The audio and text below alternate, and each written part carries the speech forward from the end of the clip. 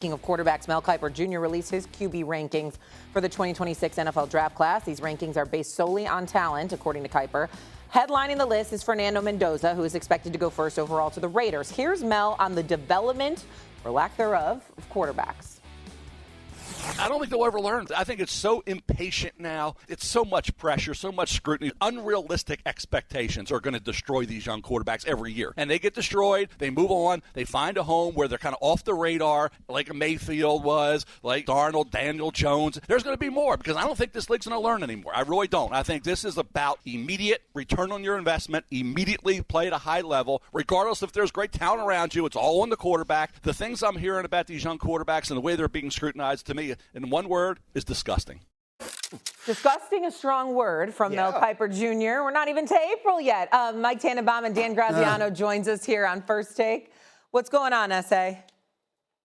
I'm very, very disappointed in Mel Kiper Jr. I'm very disappointed. Dan, good to see you. Mike T, Mr. CIA, what's up, baby? It's good to see you, man. Let me tell you something. I'm very, very disappointed, and I know my man Mel Kiper Jr. is watching somewhere. I'm very disappointed in him, and here's why. The man is next level brilliant when it comes to football. He knows it like the back of his hand, okay? College and pros. And let me tell you something right now. His answer was incomplete. I have no problem with his position. Why don't you say why it's that way? Why don't you point to organizations and the pressure that they put on executives to win now? You understand? They don't give you this grace period. Then, Mike T, y'all know it better than me. Mm-hmm. The fact of the matter is you apply all this pressure. See, when Mel explained it the way that he explained it, it almost sounded like he was blaming the fans. I'm not saying that's what he was saying. I'm saying it wasn't clear. And Mel Kiper Jr. is usually clear. But he wasn't clear with this particular diatribe, okay? He didn't highlight the fact. It ain't the fans. It's the organizations out there and the pressure you got executives putting on coaches who put it on players because they're saying, wait a minute, we're trying to keep our job more importantly than doing our jobs. That's the real problem. And Mel Kiper did not articulate that message clearly enough. I cannot believe that Stephen A. Smith is sitting on national television and accusing the great Mel Kiper Jr. of not being clear with his answer, but he wasn't. Well, let me try to clear things up for Mel Kiper on his behalf. Look, it comes down to organizational mental toughness. And let's go right to the top here. Fernando Mendoza is going to be drafted by the Raiders. There is no way in the world, guys, that they should play him. Geno Smith is under contract. He should start from day one. And here's why. You go back to David Carr when he was a rookie. He was sacked over 70 times. That ruined his career. And you show me a good plan and alignment. Again, 40% of the NFL change head coaches. The teams and the organizations that have organizational alignment, mental toughness are the ones that have sustainability. Green Bay obviously comes to mind when you think about Rodgers and Favre and hopefully now Jordan Love for a decade. So I'll give you the why, Stephen A. The why is owners are running out of patience. And to me, if Fernando Mendoza is going to be as good as we all believe he can be, I think he's a young Matt Ryan.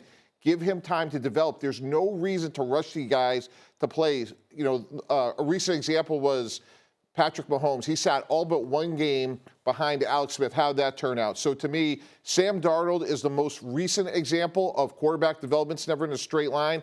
Maybe Anthony Richardson's going to benefit from sitting for a year or two behind Daniel Jones.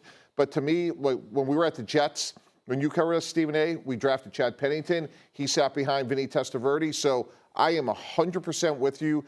You do got to win enough games to win for today and develop for tomorrow. So I'm with Mel Kiper, and hopefully that clarifies it for you. And that's the thing, right? The Chiefs, Alex Smith Chiefs, and Patrick Mahomes' rookie year started 5-0, and they stayed in first place all year. It's pretty easy to be patient when that's going on. So that's a good circle. But I think there's a couple points here. One, the contract structure for rookies entering the league forces impatience. The Jets had to make a decision on Sam Darnold after 3 years because they had to decide on the fifth-year option on his contract. They had the second pick in the draft. They decided to pivot to another young quarterback. Obviously, that didn't work out. Joe Burrow enters the league, and he's got the Bengals in the Super Bowl in his second year. He was 23. Darnold was 20 when he was drafted. You have to be honest with yourself as an organization about where you are in your program and what kind of kid you drafted and what his circumstances are. If you're drafting a 20-year-old Sam Darnold, you know you have to be patient. You better have a plan in place similar to what the Packers had with Jordan Love, where they were able to sit him for multiple years, then do something with the contract that reflected that he hadn't proven anything yet. And now they have something that has blossomed. But in Darnold's case with the Jets, they did not have that structure in place. They forced themselves to play him right away, and it didn't work out. By the time the Jets moved on from Sam Darnold, they were correct. Based on what they had seen in 3 years, it was time to move on and try something else. He needed more time to develop. The way the rookie contract structure works in the NFL did not afford them that opportunity. Can I ask a question really quick? Well, now with NIL and the way it's structured in college football, it feels like players can stay a little bit longer. Fernando Mendoza is 22, Ty Simpson is 23. Does the extra time in college matter at all, or do you still need extra time in the NFL? No, Shae, it's a great point. I mean, if you look at the starters for this championship game between Miami and Indiana, and you go back 2 years, the average starter in this game was 2 years older. And at that point in men's life, that's a huge, huge time frame in terms of development. So it's a really good point. And someone like Carson Beck could have gone to the NFL. He gets paid reportedly somewhere between $4 to $6 million by University of Miami. And hopefully that's going to help his development as he transitions. So it's a really good point. And typically, you know, like you go back a generation when quarterbacks would transfer, that was like held against them. Now it's just part of the ecosystem. Go ahead, S.A. Well, so let me say a couple of things. Number one, first of all, Dan, it's always good to see you on the show, my man. You look polished and all of that stuff. Mike T, I got to get on you. I mean, what's up with the shirt hanging and no tie? There's a dress code here. First thing, we'll deal with that later. I'll deal with you later on that, Mike T. I'll deal with you later on that, Mike T. Can I appeal it like Trinidad? What? Can I appeal that? You know, so, I mean, come on now. But let me say this, y'all. You know I'm only messing with you. But let me say this, guys. Physically speaking, to answer Shae's question, no question. Stay in college. That extra year, get yourself in the weight room, get your strength and conditioning up to par, do whatever. At any time you could buy yourself extra time physically before you subject yourself to the NFL level, I think we all can agree that would be advisable. But in terms of your football acumen and really getting yourself seasoned enough and prepared to play on the NFL level, honestly, guys, I think that depends on the system that you're playing in. We got some college coaches that don't know what the hell they're doing. Yeah. You guys know that better than me. Some of them. And that's what I'm saying. Like, it depends on the program that you're at and the level of tutelage that they can provide in order to prepare you for the next level.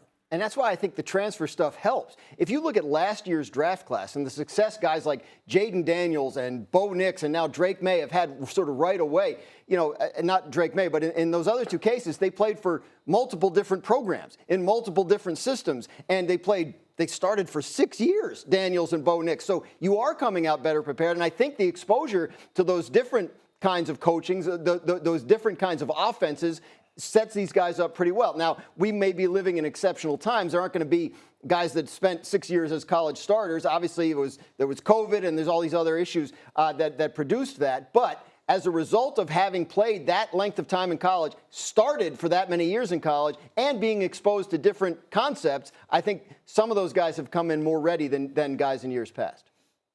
Mike T, based off everything that we've just been talking about, could you educate our audience as to why a specific team in the National Football League level would be impatient in this moment in time when clearly the evidence shows that's something that could work against you? I mean, it's one thing for me and Dan, Dan covers the NFL better than most, bottom line is he knows, but I'm just asking you as an executive in the National Football League, where does the impatience come from? Is it from ownership? Is it from somebody in your position? What is it? And it's the fan base. And let's just go to the Pittsburgh Steelers. Dan Rooney came out on the record and said, hey, we are not rebuilding. We expect to win right away. So, look, Will Howard was a 6th-round pick who got better at Ohio State. Look, they're talking about bringing Aaron Rodgers back, who's going to be 43 years old. So to answer your question, Stephen A., a lot of times this starts at the top. But what I would tell an owner is if we are patient, if we play the long game, if we let Fernando Mendoza sit for a year or two, we may have something really special here. At DeGraz's point, yeah, we may have to overpay or pay a little bit sooner, but wouldn't you rather have a fully baked and fully developed quarterback that has a chance to have sustainability versus playing him before they're ready? I would only say this, guys, to close this. I have no problem with somebody sitting that first year, but if you're an elite quarterback coming out of college, high draft pick, top 5, top 7, that kind of thing, I'll give you the rookie year. After that, I expect to see you behind in the lineup. I ain't waiting 2-3 years. I don't have that luxury in today's NFL. And 1 year, maybe. That's about it.